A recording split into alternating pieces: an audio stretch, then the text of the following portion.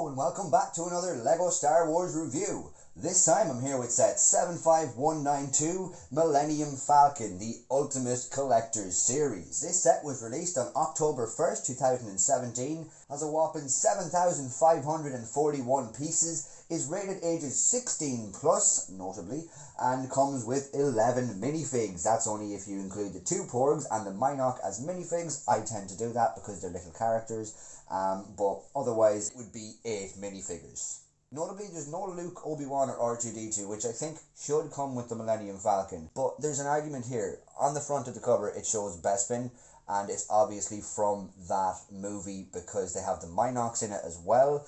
But arguably, they're driving away from Bespin on that one. So, you know, there probably should be a bit of a Luke in there, maybe a bit of an R2 in there as well. But, you know, it is what it is. This set retails at €786.01 in euros. $649.99 in pounds and $799.99 in dollars. The Millennium Falcon, one of the most iconic ships in all of sci-fi, was created somewhere between November of 1974 and January of 1975, although it looked nothing like the hunk of junk we know and love today. It actually looked an awful lot more like one of the other famous Star Wars ships that we know and love today in its original drawings. This design, only known as the pirate ship, bore a striking resemblance to another ship from space 1999, so was reinvented into the Tentative 4. However, the Falcon didn't completely stray from this design and took its cockpit with it. In 1976, the pirate ship was renamed the Millennium Falcon in the revised 4th draft of Star Wars, and was later redesigned entirely in less than 7 days, becoming the freighter we all see in the 1977's A New Hope. Because this ship was redesigned so fast, the model was actually built before Joe Johnston had time to draw up concept art, so that's why there's no original concept art for this ship. Also, there wasn't enough time to go into enough detail, which resulted in the interior dimensions being much larger in places than the exterior should fit. When building the larger model we see on Mos Eisley during Jabba and Han's talk, the budget had been partially used to make a model of the original design, leading to the crew only having enough money to build half a ship.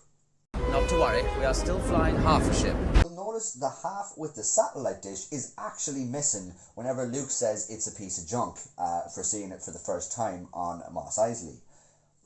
Each time this half a ship appeared before us, the entire set was moved around it and altered to look like Mos Eisley or the Death Star. This is because the model, even at half its intended size, was much too big to move. The full-scale model was first built for its appearance on Hoth, when Han and Chewie are fixing it. They again changed the set around the Falcon to film the space slug scene and the Bespin landing scene. In A New Hope, the Falcon looks quite heavy and rigid. This is because the model used for that was about 5 foot long. To shoot any of the more complex scenes, it would have to become smaller. For The Empire Strikes Back, they recreated a 2.5 foot model. At half the size, it was much easier to handle and much more manoeuvrable. The second Ultimate Collector's Series Millennium Falcon stood in its day as the biggest LEGO set ever. At 7,541 pieces, 33 inches long and 32 inches wide, it was thought that this was going to be a hard one to beat. And it was, until almost 3 years later when the Colosseum dethroned the set, coming in at an incredible 9,036 pieces. You'll notice that if you look at the back of the box, you can see a few kind of interesting things on it. Like, for example, you can change out either one of the satellite dishes to recreate different eras. Also, the minifig selection can also be changed. You can see that bits of the roof can be taken off to show the insides there as well. And the cockpit fits 4 people, which is quite interesting. Also then, of course, you'll see the typical second angle that the ship will have on the back of the box. But if you would like a more extensive look at the rest of the box, check out my unboxing video, which should be linked down below. If you look closely enough, you can see the iconic ship docking the Senate building on Coruscant during Revenge of the Sith, and this was confirmed. But, speaking of looking closely, let's get a closer look at this set and all it comes with. So here we see the overview of the set. It comes with 8 minifigures apart from the Porgs and Minoc, which would make it 11 if you counted them. Personally, I like to count them because they are still living creatures, and I like to count all of that as minifigures just because that's kind of the minifigure world, I suppose. But behind them then you will see the Force Awakens sensory dish, and beside them the tractor beam emitters that go on the tips of the mandibles, and behind that then you will see the typical UCS plaque that comes with most UCS Star Wars sets, with a little bit of information about the ship and also a blueprint, which to be honest is one of my favourite things about the UCS sets because it just makes it so kind of mature, I suppose, compared to the kids side of things, which just is a really nice touch. Then beside it, of course, you will see the giant Millennium Falcon. I have put it at the moment in the original trilogies version, but we'll show you the alternate version later on in the video. First off, let's get to the minifigs. So here you see the close-up of the minifigs, notably the stand for the Minoc I actually made myself just for the purposes of the review. But yeah, let's get into it. First up here we see BB-8. This figure was released in 2015 and worked its way up until 2018 when the headpiece was replaced, but the ball on the body was still actually used from 19 on to current day. But there's not an awful lot to say about it really. I'll give you a look kind of at each side here, but there's still not quite a lot to say. It's definitely a nice print. I think the piece, or the body piece and the headpiece, are unique to this character, which is definitely nice to see there, and they've done quite a good job for what they can produce. Otherwise they could have done a ball that didn't really stand up, but they did give it this kind of stud on the bottom, so that is definitely nice. It comes of course in 2 pieces, as you will see here. You have the headpiece and you have the ball piece for the body there. And the newer edition of this figure just has a large photoreceptor, and that is pretty much the difference here between the new and the old. Nice minifigure, lovely addition to the collection, and a nice addition to the set. Next up then we have Han Solo Old, which was released in 2017 and was in 2 sets, including the UCS Millennium Falcon. We see there that he has his grey hair, which the piece isn't actually new. The torso, however, and the pants are actually new, and the face are actually new for this set and only come in 1 more set after that. Definitely some nice looks there. So you can see there his brown jacket is printed rather well, nice bit of detail in it. His belt piece also is printed with his belt, which is nice to see there. Also then you can see the print runs down onto his legs to show his gun holster, which is definitely a nice touch there. It's nice that they went to that trouble. And underneath the jacket you will also then see his typical shirt that he's pretty much been wearing since we've seen him the first time. On the back then you will see just a little bit of printing, not an awful lot of detail on it, just a little bit to show you that it is still a jacket and it's not just a normal flat print, which is nice. I like how they started doing that. On the front you will also see then his face has a few lines to show his age, which is definitely nice there. And on the other side, apart from the stern or static look, you will see a more alert look, like he's about to start firing or something like that. Also definitely a nice print there. You can see more lines there to show his age, which is definitely a nice touch. But not a crazy minifigure, nothing too mad going on with it. He of course comes with his blaster pistol, which fits into his hand like any other gun would in any other figure's hand, so that is nice there. Nice that he comes with some kind of attachment. But yeah, that's all I can really say about him. Nice minifigure, well detailed and well designed, and definitely a really good addition to the set. Next up then we see Chewbacca, who was released in 2014, so by no means is this a new or exclusive minifigure to this set. The printing is questionable. It's done on point, don't get me wrong. It is done quite accurately there. It's not off center or anything. It's done quite well. And the belt is also printed there as well with some silver, which goes around onto the back. Now that is molded onto the torso and head piece, which is one piece. I will give you a look there. There is nothing underneath the torso piece there, just simple brown no printing on the other side. But of course, because this goes over the torso, you wouldn't really need any printing underneath that anyway. It'd kind of be redundant. But yeah, I think the mold is definitely nice, and it's nice how they keep trying to update the figures rather than leaving them stale. And I actually quite like this minifigure. I think they've got him quite well. The legs are printed, as you will see, which is definitely nice. Again, it's nice to see them putting in that extra little effort. And the back then you will see is molded quite well. I just think there's not really an awful lot to say about it other than that. And you will see there that he comes with his bowcaster stud shooter, which is definitely a nice little touch. You will, however, have to lean him back ever so slightly just to keep him standing up while he is holding it, because if you do leave his legs straight, there will be a little bit of weight in the front there that he just can't balance himself with. So it's tiny back, that maybe even too much, even just a slight bit back, and he will hold himself up.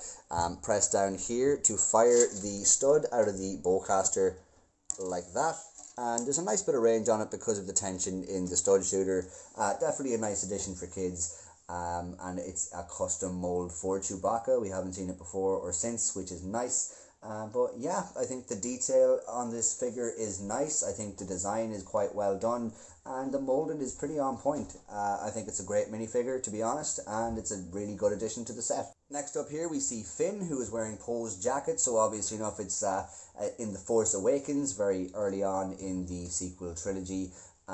He was released in 2015, so again, by no means is new or exclusive to this set.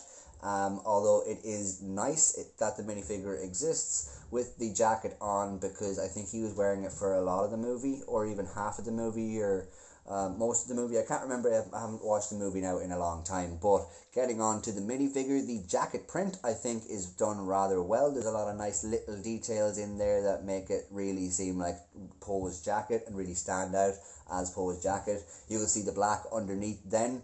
I'm just after realising that the black underneath is probably from his Stormtrooper outfit, so he's still wearing a little bit of that, and the pants of course as well, which is definitely a nice little touch. I never noticed that until now. On the back then you will see a little bit more printing, not an awful lot, but just to kind of represent the fact that it's still Poe's jacket and it's not just flat, which is definitely nice. The hairpiece isn't new by any means, but it does fit very well on the character.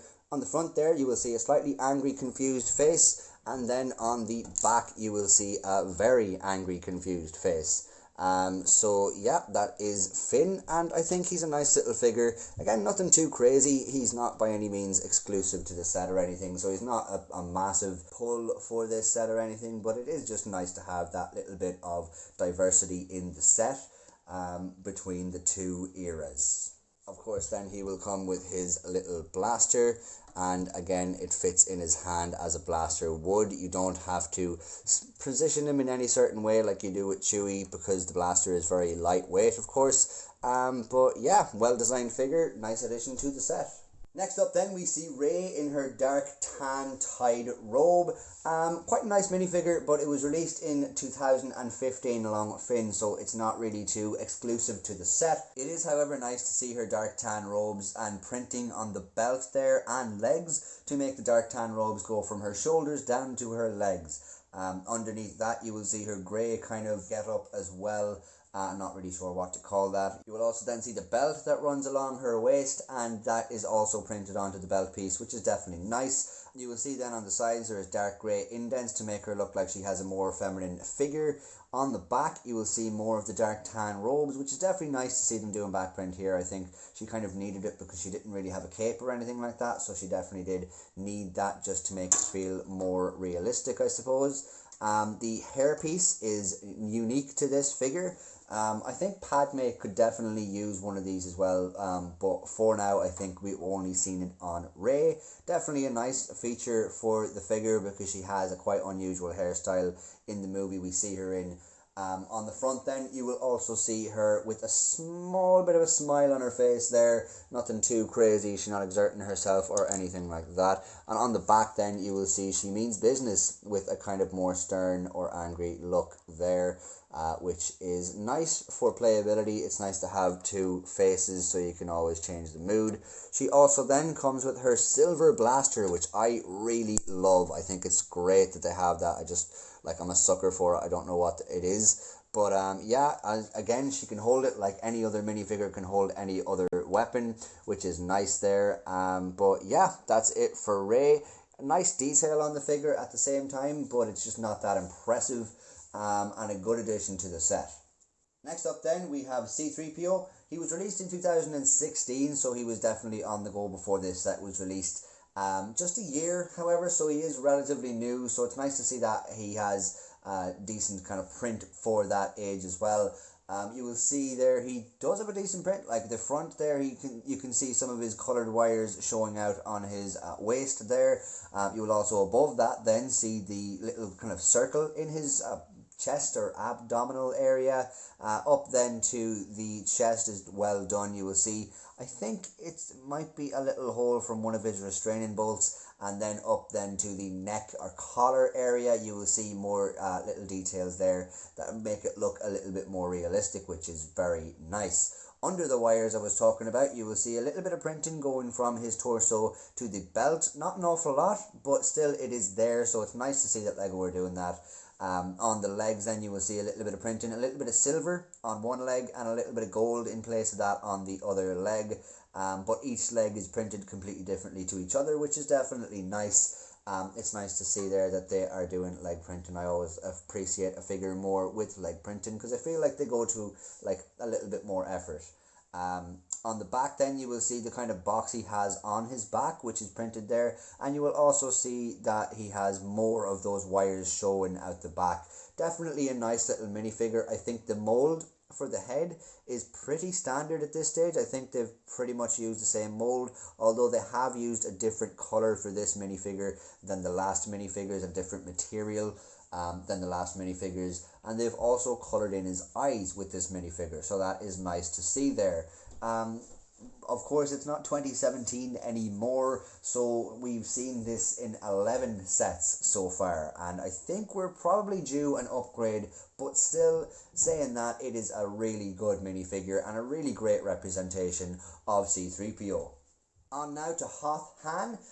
We have seen Hoth Han in a few sets. I think we've seen 3 different variations of him, although this one is unique to this set. Only for the headpiece, which we'll get into in a second, but getting onto the minifigure, we will see that the print on the jacket, he is wearing his blue Hoth jacket, and you'll see then that there's printed pockets on the chest and on the like kind of torso area, 4 pockets, which is definitely nice. Also then the shirt that he still hasn't taken off is also underneath that jacket, which is nice to see there.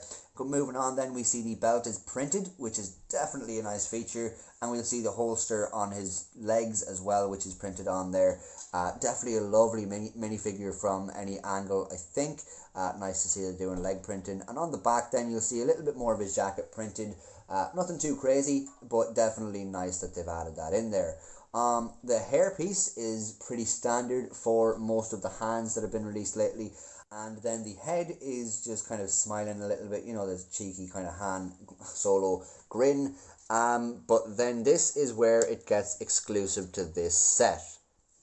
The breathing apparatus he uses inside the space slug when he's fighting off the minocs. I think it looks really great. I really do. I think it looks amazing. I want to show you it with the hair on as well. It just kind of goes in there under the hair, so it does actually like fit perfectly with the hair. I think that's really nice, and that is the only reason it's exclusive. The torso and legs have come out in other sets, but the head still has only been in one set.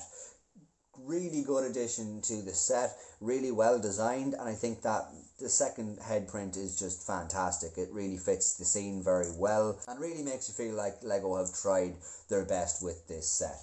He comes of course with his blaster pistol. Like any other pistol, fits into the hand perfectly without any balance issues at all. And yeah, that's Han. I think he's an amazing little minifigure and I'm really happy with him. On now to Hoth Leia, and this Hoth Leia has, I think, only ever been in 2 sets, bar one exclusive feature with this minifigure. Oh, maybe three. It's maybe have been in 3 sets. But this figure was released in 2017, and it is a really nice figure, I think. I think the jacket there is really well done. It's very accurate to her actual jacket. I know exactly where she is, you know, when I look at the jacket, and it really does feel like they've tried their best. You will see also then some kind of rebel kind of signs there up on the top of the jacket. The printing is done well. It runs onto the belt and onto the legs there as well. I think there are pockets on the legs, but her jacket goes a little bit further down, so that is represented on the belt print, which is definitely really nice. On the back then you will see more of the same, really well done and really accurate kind of depiction of her Hoth uniform. And then on to the hairpiece, we see a nice little hairpiece for her. I think it's not exclusive, but I think it's exclusive to Leia. And it's very well done. I think they've done a very good job with it. And on the face, we see a kind of a little smile, which is nice there. And on the back, same as with the Han Solo minifigure, this is where it gets the exclusive part. She also has her breathing apparatus from inside the space slug. I think this again looks amazing, and with the hair on there, it doesn't quite go back fully, but again, it still is really nice that they've added that in there, because it really does help set the scene that they are actually in the space slug. I think it's a very nice print all the same, even if it doesn't go the full way around. But yeah, I think this is an amazing figure as well. I think the design on it is very well done. The detail in it is very nice and a beautiful addition to the set. Next up then, we see the 2 Porgs. Now, there has been 3 versions of the Porg, and the only real difference between all of them is that they use dark bluish grey on the wings and tail in some of them, and sometimes they use black on the wings or tail, but these are nice little minifigures. They're nothing too crazy. They're brick built Porgs. They are like 5 pieces big. You know, they're not really that mad looking. But the print on the top there is quite nice. It's a cute little addition to the set. I like it a lot, but there's still just not an awful lot to say about it. They're well done, especially for the size of them. But yeah, I don't really know what to say. I'm happy with them, I am, but they're just not that impressive. I mean, the most impressive thing about them is the head print, which is nice. Again, I said that, but you know, it is what it is. They're nice little additions to the set, but I wouldn't really be screaming about them anytime soon. Next up then, we see LEGO's first ever depiction of a minoc. You will see there the brown sucker on the front there, supposed to represent his mouth. You'll see the green eyes and the brown wings. You will also see the little tail that I'm using to kind of stand it up at the moment. Notably, the stand is out of my own collection, not out of the set. He really doesn't come with any kind of stand. There's not an awful lot I can say about him, really. I think they've done a good job creating one of these, and it's nice that they have added it in there, because it makes sense of the breathing apparatus, and it really kind of lets you know where they are and what they took the design from. And also it kind of helps point out the fact that they don't have Luke in it and Obi-Wan for a certain reason. You know, that's kind of one thing I was worried about, is they hadn't Obi-Wan and they hadn't Luke, or they hadn't R2-D2. But during this scene, Obi-Wan Kenobi is actually dead, and Luke Skywalker is with R2-D2 on Dagobah training with Yoda. So it makes perfect sense not to have them in the set. But again, I feel like they could have, you know, added them in, because, you know, it's the whole crew. Also, on the front of the box, it does show it flying away from Cloud City, so that would make me think that they were just after rescuing Luke. But you know, it is what it is. All in all, it's a nice minifigure selection. The fact that you can switch out each theme is really great. I think it's nice that they've added in that kind of feature, because it gives just more possibilities, and also gives you kind of more of your money's worth, because if you prefer Rey's version of the ship, then you can display it like that. But if you prefer the original trilogy style, you can also display it like that. I think it's definitely good that they've done that for an €800 set. And I think the fact that Han and Leia have their breathing apparatus with the minoc behind them, I think that's just fantastic, because that's probably the way I'll be displaying my figures, to be honest. Let's move on to the rest. So here we see the typical UCS plaque that we get with all of the UCS spaceships. It states, of course, the name and a couple of different features like the manufacturer, length, engines, maximum speed, hyperdrive system, weapons and capacity. It also then gives you a little bit of a kind of blue or negative picture maybe of the Lego Millennium Falcon on the back there. I will mention that it is a sticker on a plate, so that is kind of it is what it is. I suppose you'll take what you want from that. Then the plate is kind of propped up by a few pieces there that you build yourself. It's not really that taxing or anything. Like, it's not like a crazy amount of skill needed or a crazy design to it or anything like that. So that's pretty much all I can say about it. I love seeing this kind of stuff in the UCS sets, and I think it's definitely a nice addition. On then to the attachments to turn it into the Millennium Falcon that we see in The Force Awakens. You will see the new sensor dish that they have applied, because obviously enough Lando Calrissian is not that great at flying the ship and knocked off the sensor dish in the late original trilogy. Of course, then here we have the replacement, and it's nice, but I think the other one is definitely nicer. This one, of course, is a lot more modern and looks better to some people, but personally I would just think the other one is nicer.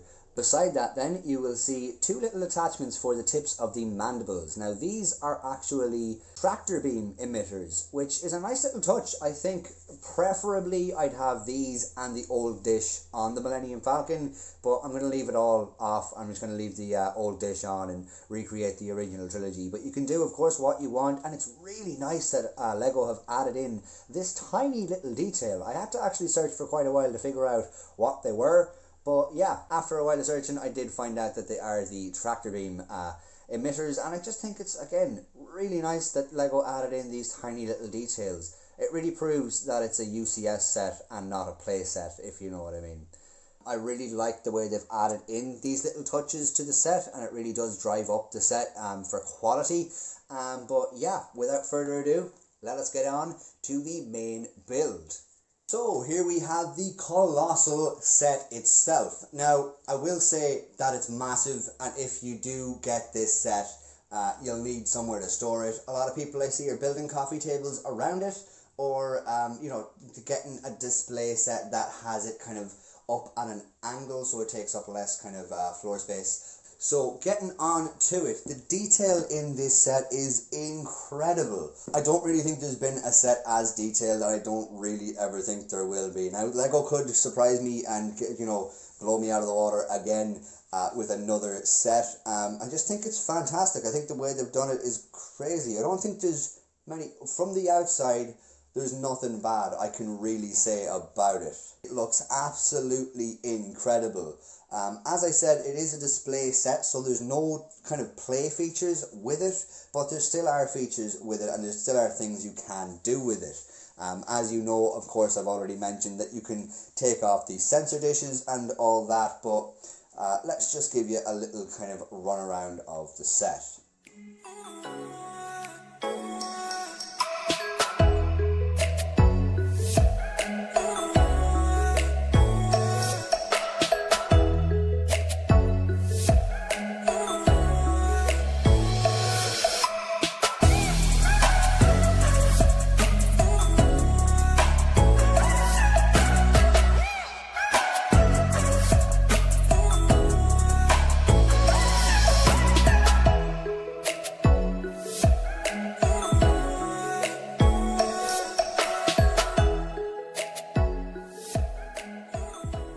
As you'll see there, most of the panels pop off to reveal a lot of space underneath that is kind of filled with interior design. Now I'll give you a closer look at each one of these designs, starting off with the kind of living quarters. So here you will see the area that they play the kind of weird chess game, and the seats are really detailed. They're really, really well done, I think. On then to the side, you will see that there's a sticker inside there to give the impression of a bit of depth and to give the impression of the rest of the hallways. Now that's very well done. I think the design on that is very, very nice, and it does give the impression of depth. So that is definitely articulated well. Also then you will see slightly around the edges of it there is a brick built kind of corridor looking area, which was actually quite satisfying to build. The technique they used there was quite nice. Moving on around to the side, then you will see the control panel that Han Solo is sitting at whenever he's telling Obi-Wan Kenobi that the Force is just a load of mumbo jumbo. And then to see a little bit more detail there with some kind of fuel tanks or air tanks or whatever they could be. Then you will see the floor is grated. Some more small details there with some kind of cranks or whatever they are. And then also you will see Luke's helmet that he uses to train against the little combat droid. Definitely a very nice interior here. It might be a bit small, to be honest, but it is definitely really nice. I think this printed piece here is really nice looking. I think they've done that rather well, and of course it has to be in there. It's iconic. I mean, it's part of the ship that everybody knows about. Moving on then to another room, you can see two of the hallways are kind of brick built, which is nice. You can also see two more stickers in either one of them to also recreate again the impression of depth. Definitely nice stickers, definitely look very well there and do kind of give the impression of depth, which is nice. Also then you'll see a 2x4 plate there with holes in it, and I'll just give you a little demonstration. That actually comes up. It's removable. It's not attached to anything under there, and that could kind of, you know, give the impression of a hiding space that Rey may have used, or like a place to get in at the wires of the Millennium Falcon for repairs and stuff like that. So that's a nice little feature that they have added in there, just a nice little detail. Also then you'll see more control panels and stuff, purely accurate, and I think, if I'm not wrong, that could be the Hyperdrive, which is really nice to see in there. They use a translucent blue brick that's very kind of unusual in there, and I really like that. I think it's a very nice addition. Also then you will see what I'm assuming are either garbage chutes or the escape pods, because they both open up and they have quite a nice kind of design on the inside of them there.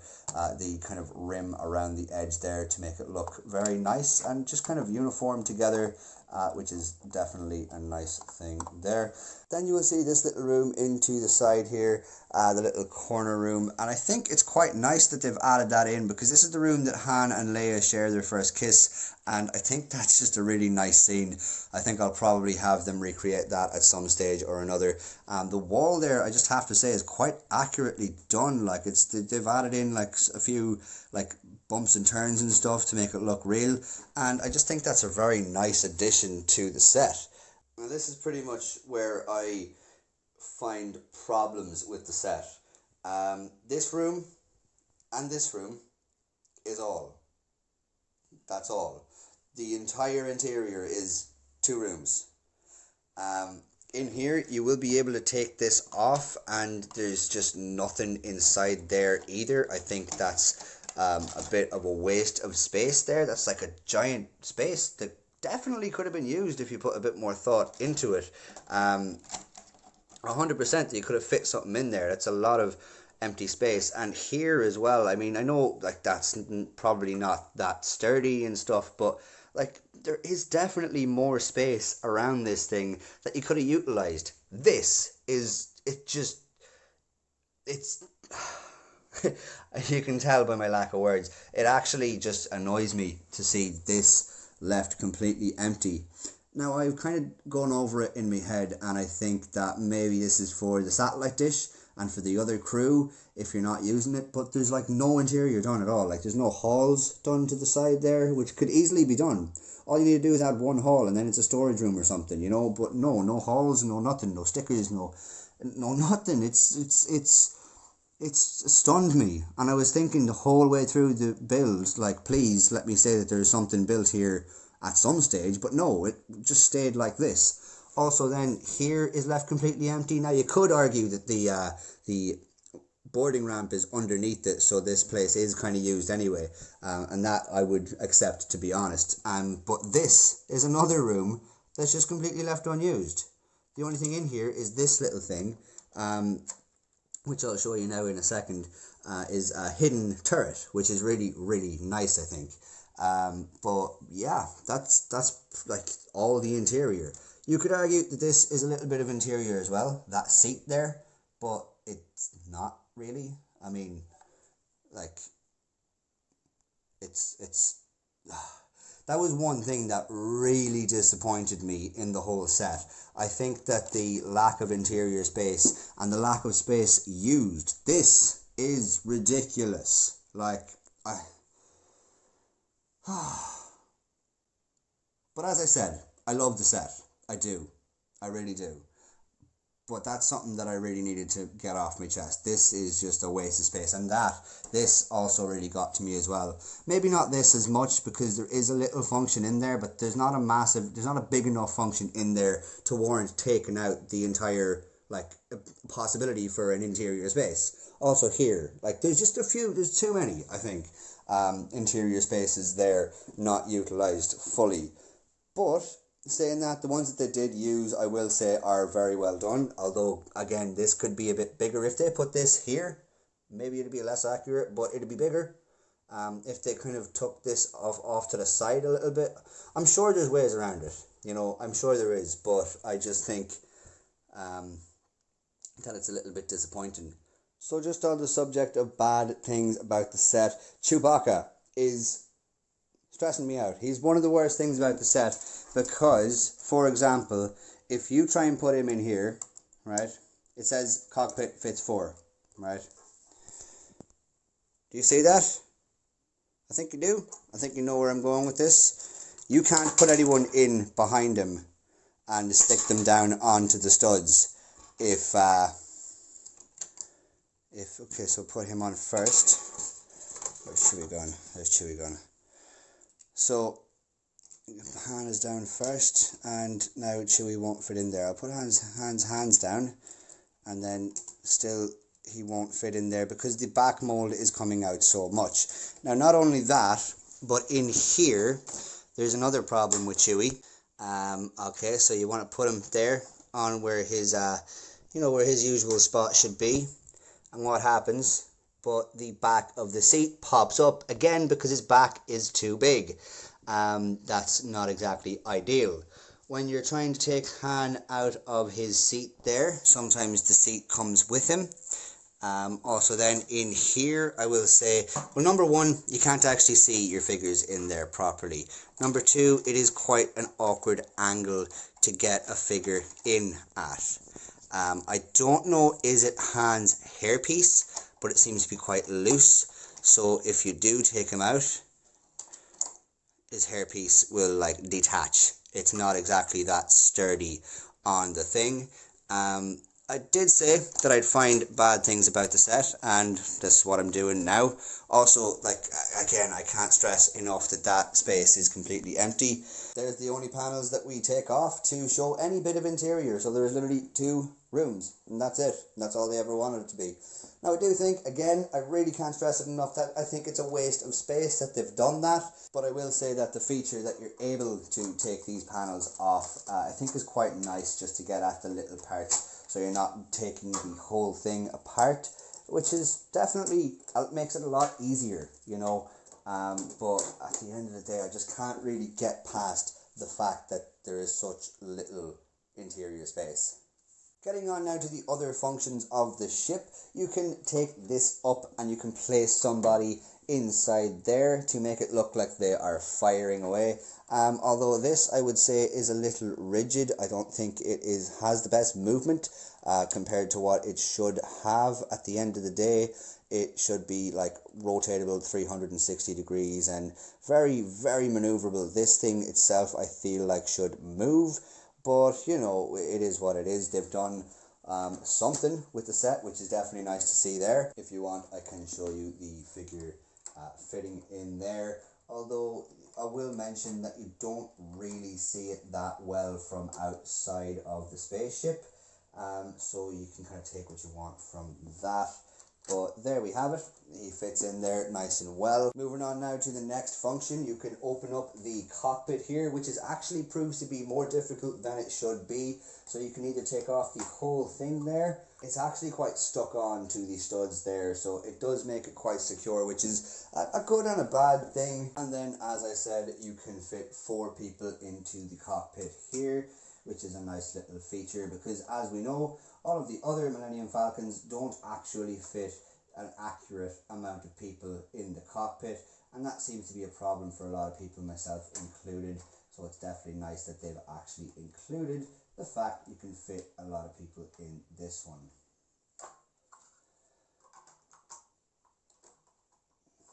Pop that back on there and we're good to go. Unlike the turret there, you can actually see a lot better into this one. You can see very clearly through to who's sitting in the cockpit there. I think it's definitely a nice feature, but I think it's kind of goes without saying that this feature had to be added on to the ship. The next feature then, of course, is the removable sensor dishes. You can just pop that off by grabbing onto this one. I will say though, sometimes it takes the mechanism underneath with it. I'm sure, yeah, it's done it there. So it does actually take that with it sometimes. So either be careful or just, you know, don't do it an awful lot. Or what I've been doing every time is actually just kind of taking it off at an angle, like pushing down on one side to push this piece down and pulling up. But yeah, as I said, the sensor dishes are removable. And you can of course have full range of movement on that too. This sensor goes up and down that much. This one goes pretty much like nearly 360. But yeah, and also then to recreate the Force Awakens Millennium Falcon, you will have to put on the new and improved tractor beam emitters. So that is a small detail, but a very nice detail to have added on there. It just means that they actually went like to great efforts to get the outside of this thing looking spectacular. I really do love it. Like, you will see, there's quite an amount of detail gone into this. Like, all of these little things are actually on the ship if you look at it. I think they used the model from The Empire Strikes Back, and I think they used the actual model itself, so that's why they've got it so accurate. On to the next feature now. You will see that the boarding ramp actually opens up. So if you get in there and you get that down, I mean, that looks fantastic. It really does. You will see there that it goes straight up into the ship. And also, just the fact that they've added these on to make it look a lot more realistic, rather than just having normal Technic bricks there, I think is a really, really nice touch. On now to the final feature, and that is the iconic secret gun. I mean, that's just, it's really well done because it is kind of rickety. I think the gun itself is kind of rickety in the films as well because they're so kind of outdated that it just is a little bit. So that, it just looks realistic. It really reminds you of that scene where the gun pops out from under when they're trying to escape. I mean, it's just a classic little scene. So if you pop it back in forward orientation, pop it back up there and slide over the panel. It's kind of hard to do with one hand, but you get the idea. It does pop back up in there, and then you simply get this 1x1 tile here right above my fingernail and pop it back open with that. I just think it's a really, really nice feature to have in there. But of course, to have that feature added in there, they have sacrificed space here, which isn't really ideal. Another slight nitpicky thing I didn't like about it is that this wasn't finished off inside here. I know it does get quite dark, but towards about here, maybe these grey tiles there, I think they at least should be the kind of cut off, and there should be more of this essentially on the inside there. But that is again just a nitpicky thing. As you'll see, the front mandibles there have their lights attached, which is a really nice detail there that they've added in. And again, I can't stress enough that the level of detail in this is insane. It is definitely the most detailed set I think I've ever seen or built, or I think it is the most detailed set ever, to be quite honest. Moving on then, you will see pretty much the outline of the ship doesn't lose any amount of detail. The back of the ship then uses these translucent blue tubes covered by this little fencing. Then I think that's really well done. And of course then you'll see just the details everywhere that make this ship kind of unique. Moving on around then, you will see more of the same, quite a lot of detail there in the sides. You'll see these bits are identical on both sides and they just pop on there at the end. Even here gets a little bit like they do not skip any little places, so that's really nice to see. And yeah, I know it just definitely looks very accurate. I think it's an amazing little set. You will notice, however, that there is 7 feet, and that is not accurate, but at the same time I think the only reason they've done that is for the support of the actual set itself. Also, then you will see the turret on the underside is exactly the same as the one on the upper side here, but definitely they should be, because they're quite similar in movie anyway. But yeah. So to wrap things up, I would say that this is an amazing set. I will mention, if you want an interior, there's only 2 rooms. Out of the 2 UCS sets that are available at the moment, the Star Destroyer and this, it's the only one with an interior. But at the same time, again, it has 2 rooms and the inside is not utilised to its fullest of abilities.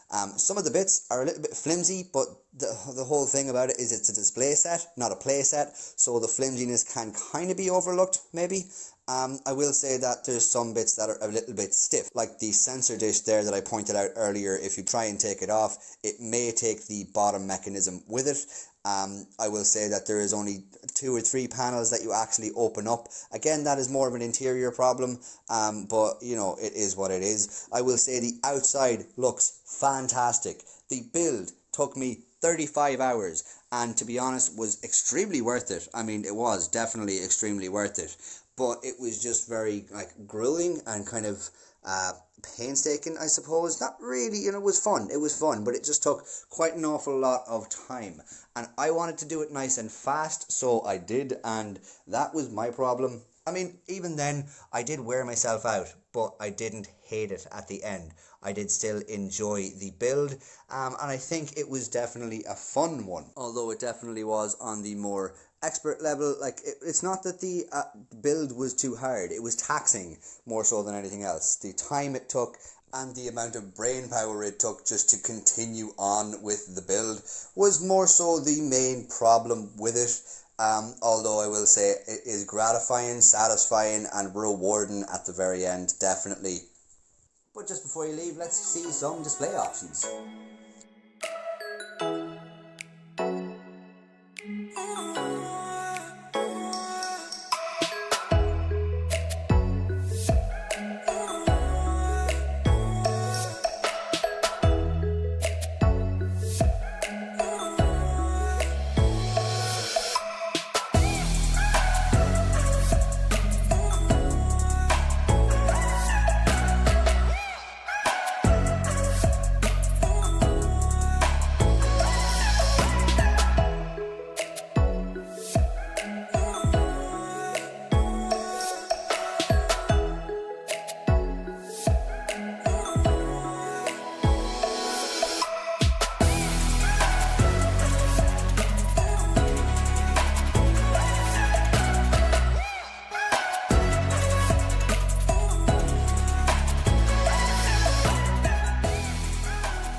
Thanks a million for watching my video, guys. Hope you enjoyed it. If you did, please leave a like down below, subscribe if you haven't already, and comment down below if you think there's anything that needs to be said. Thanks a million, guys. See you again. Take care.